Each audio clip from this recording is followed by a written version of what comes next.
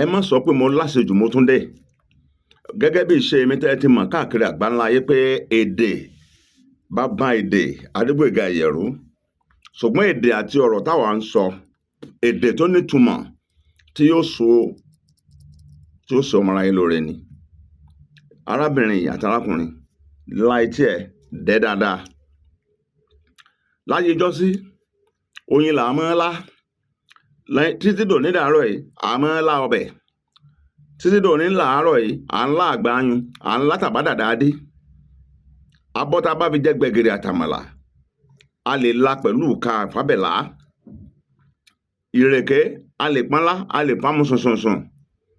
Bẹ́ẹ̀ ni, orógùn tá fi ń ro àmàlà, àti tá fi ń ro ẹ̀kọ, tá bá ti bọ ẹ̀kọ bí tá ti ń rò, tó bá tutù díẹ̀, a lè fọwọ́ fa lá, a fọwọ́ fa lá. Bẹ́ẹ̀ ni, ṣùgbọ́n ìwọ, ọ̀ọ́láyin, ọ̀ọ́lárèké, ọ̀ọ́lábẹ̀. Ibi ìdọ̀tí ara obìnrin ni wọ́n ọmọkùnrin gbẹ́nu sítọ̀ ńlá.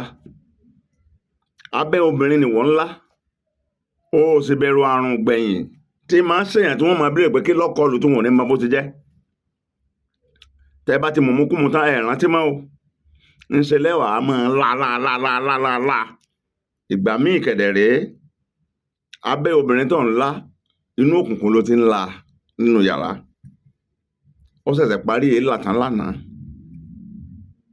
Èélà ó ti máa ń pèlè èélà, ó ṣẹ̀ṣẹ̀ parí ẹ̀ lánàá. Tí ò tí ì gbẹ tán, gbogbo ẹ̀ ló kó jẹ láìṣẹlẹ́dẹ̀. Àrùn rẹ̀ ń bọ̀, wàhálà rẹ̀ ń bọ̀. Tó bá dé, mọ́ sọ pé àsọ fún ọ. Ìyẹn dúró bá wọn.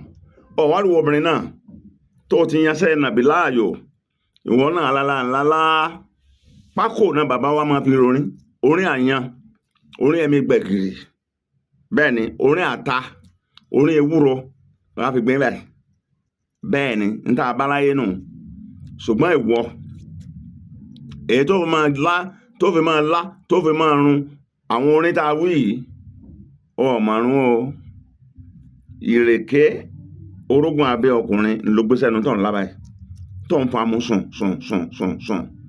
Ó dẹ̀ mọ̀, ẹni tó ń lá tiẹ̀ yẹn, àtọ̀sí ẹ̀ṣẹ̀ṣẹ̀ tán lánàá ni, àtọ̀sí eléro tó kí, ó ti gbọ́n gbogbo ẹ̀ jẹ́. Àlẹ́ lómi yóò tún mú ẹ̀kọ́ tí ń jáde lára obìnrin lábẹ́ òun, tí ń jáde lára ọkùnrin òun, yóò tún gbé mu gbọ̀n onítọ́nìkì ni. Òun ṣe rẹ̀ ní mi kò ń ṣe. Mo wú tèmi lónìí mo dáa lé o. Ọ̀rọ̀ àgbàgbà ni bẹ́ẹ̀ sì máa bá pàdé ní ìkànnì Gbóyèga Lawal TV nìyẹn. Ẹ máa kó yẹn jẹ ná.